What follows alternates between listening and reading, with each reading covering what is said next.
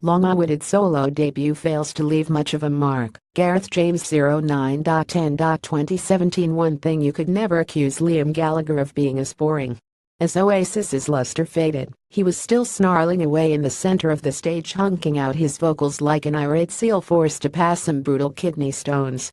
That band's elongated death rattle under the name BDI ensured that Gallagher could remain the iconic frontman, even if the songs were like the Shine compilation series having an extreme anxiety dream.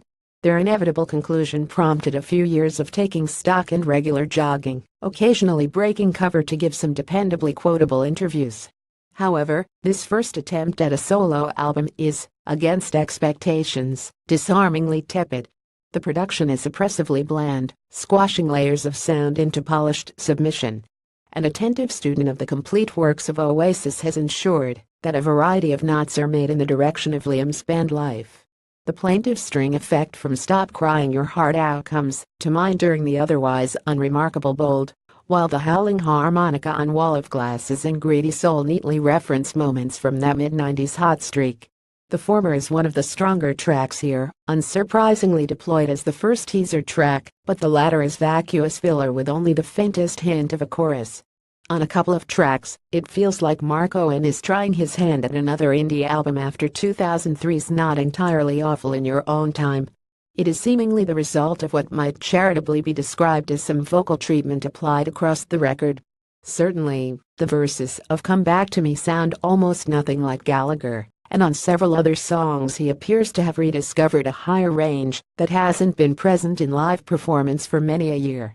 Still, sounding like a former boy bander looking for credibility by pretending he's an Oasis is one thing, but, at other points, it's like Liam is trying to indulge the same fantasy. The mid-paced filler of Heat and Chemistry, and Don't Believe the Truth is evoked by I Get By, and I've All I Need.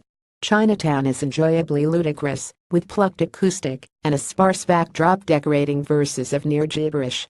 The presence of the word neuroses affords the second most Liam delivery on the record, closely behind Paraphernalia from Wall of Glasses. Experience tells us all that trying to offer much analysis of the lyrics will be a fruitless task, but all the usual cliches are in there, nestling up close to a fresh pile of non-sequiturs. Overproduced but underwritten, the combined cast of co-writers and producers have failed to knit together a cohesive whole. Plenty of these songs are pleasant enough, but there's very little to mark an artist in their prime. All the fight, the attack and the passion are dimmed by their surroundings. Liam Gallagher may well make a great solo artist, but as yours sadly does little to suggest it will be anytime soon.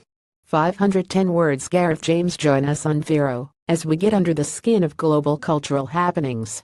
Follow Clash magazine as we skip merrily between clubs, concerts, interviews and photo shoots. Get backstage sneak peeks and a true view into our world as the fun and games unfold.